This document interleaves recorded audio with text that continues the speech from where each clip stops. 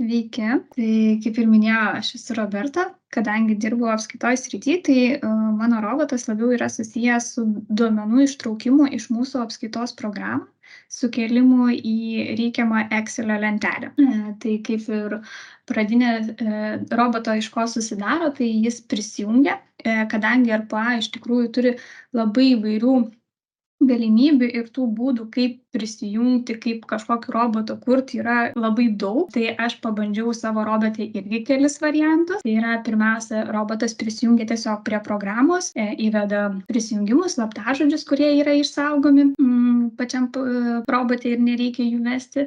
Toliau jis eina tiesiai jau į, tarkim, pavyzdžiui, pirmą mano užklausą, iš kur aš noriu dokumentus duomenis tiesiai trauktis, po to jis jau naudoja visai kitokį priėjimą prie duomenų, jau čia kitame jau puslapyje, ir galiausiai jis sukelia visą informaciją į Excel. Tai paleidžiu tada robotą.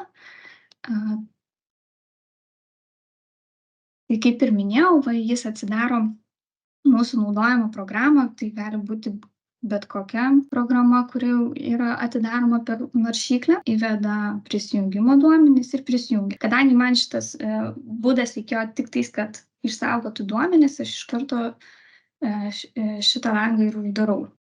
Ir dabar mano robotas, ką jis daro, jisai atsidarė Excelio lentelę, kurioje yra duomenis, kada paskutinis buvo įrašas darytas.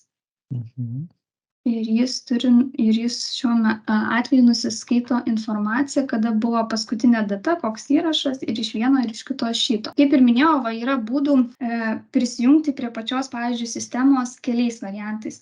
Pirmuoju būdu aš bandžiau padaryti, kad jau robotas eitų tiesiai jau man į reikiamą internetinį puslapį, o nevaikščiotų pagal mano programą. Tai jis prisijungia jau tiesiai, tarkim, aš renku duomenis iš banko, prisijungia tiesiai prie man jau reikiamo banko, Excelį atsidarė, nuskaitė paskutinę datą, galutinę datą jis deda vakarykštę datą, irgi čia susigeneruoja pagal roboto nustatymus, ir jis nuskaito visą informaciją. Ir tada atsidarė Excelis, jis jau veda tai, kas yra duomenys.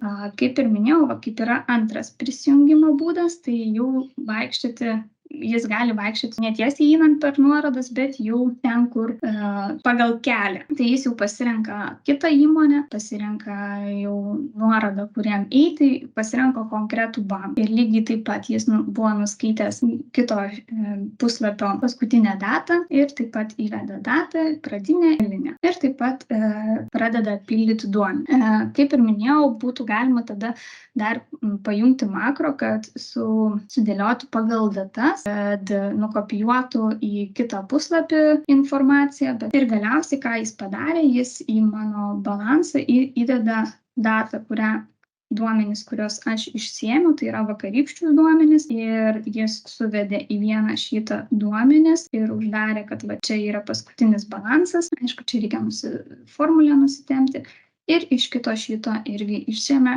ir įmetęs čia duomenis. Tai jau čia dabar jau, sakyčiau, toliau yra makro darbas, o ne RPA. Tai būtų tiek.